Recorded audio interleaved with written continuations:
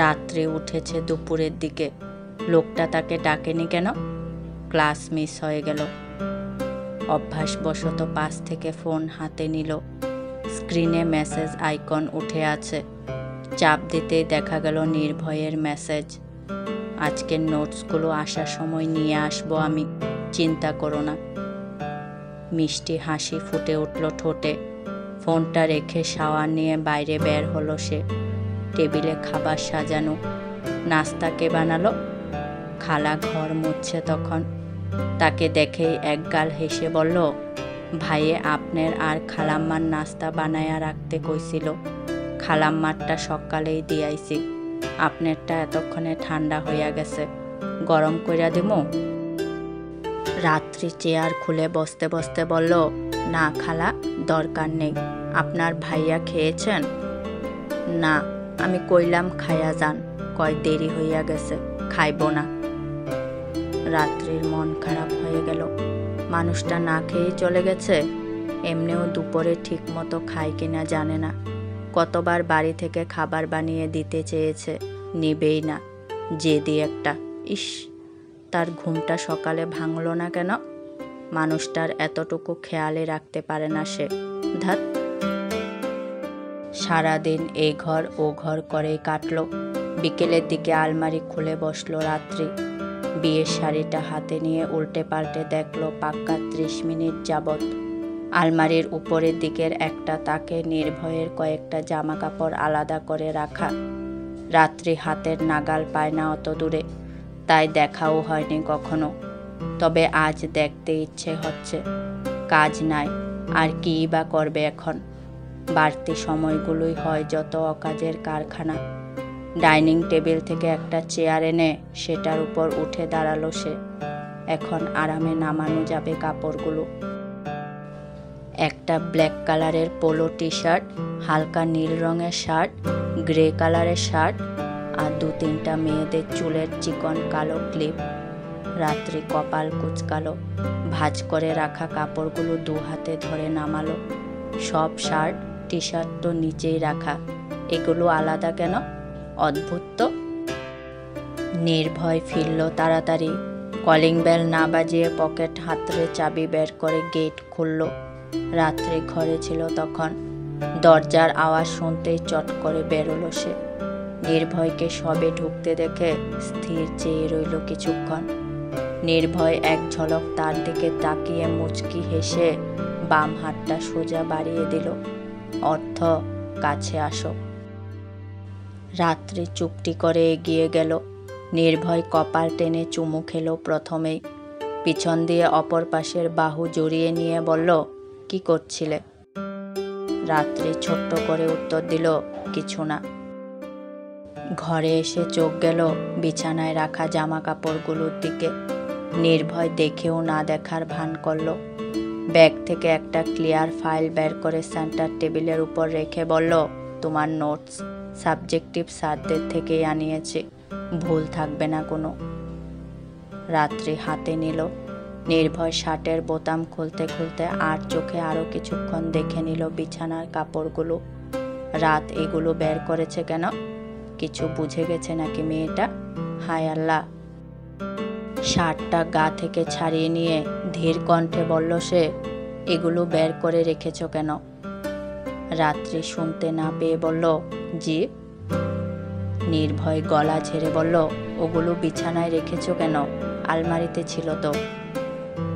রাত্রি সহজ গলায় উত্তর দিল, আপনি এই কয়টা জিনিস আলাদা করে রেখেছেন কেন? নির্ভয় আমতা আমতা করল। সে খুবই পাগলাটে স্বভাবের। এই জিনিসগুলো যত্নে রাখার পিছনেও কারণ আছে। রাতকে কি বলবে? মেয়েটা উল্টাপাল্টা ভেবে বসবে না তো? কেঁদে দেয় যদি? রাত্রি উত্তরের আশায় চেয়ে আছে। নির্ভয় নামানো কণ্ঠে বলল, ওগুলো খুব স্পেশাল রাত। জামা কাপড় স্পেশাল হয় নাকি? নির্ভয় হাসল।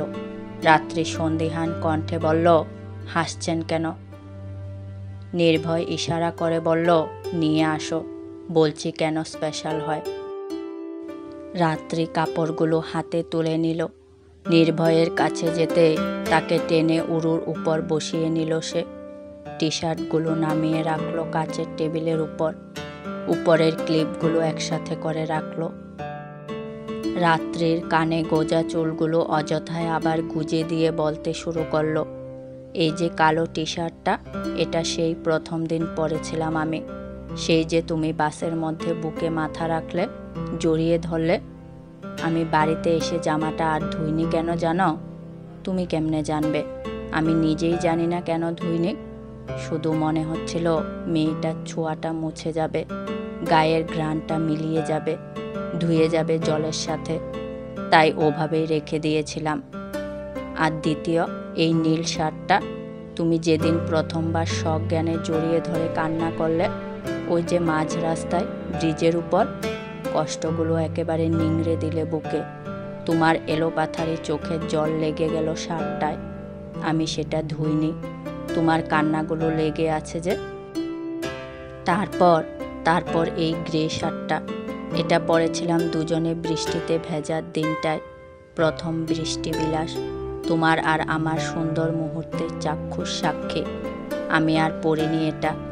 এই নির্লজ্জ শার্টটাও সেদিন তোমাকে ভিজতে দেখেছিল, এটাকে আর বের করিনি, অসভ্য শার্ট। আর ক্লিপগুলো তোমারই। এই পর্যায়ে হেসে ফেলল নির্ভয়।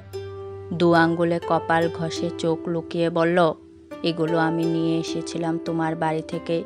ওই যে ছাতা আনতে গিয়েছিলাম যে, তুমি বোধহয় টের পাওনি। জলের গ্লাসে কদম ফুল ডুবাচ্ছিলে, তখন কি ভেবে যেন বালিশের পাশ থেকে ক্লিপগুলো পকেটে ঢুকিয়ে নিলাম চোরের মতো। নিয়ে এসে রেখে দিলাম যত্ন করে, কি যে ভালো লাগছিল। এতটুকু বলে থামল নির্ভয়। রাত্রি জলে পরিপূর্ণ টলমলে চোখে চেয়ে আছে। ছোট্ট চোখে জায়গা করতে না পেরে টপ টপ করে গাল গড়িয়ে পড়তে শুরু করলো কান্নারা।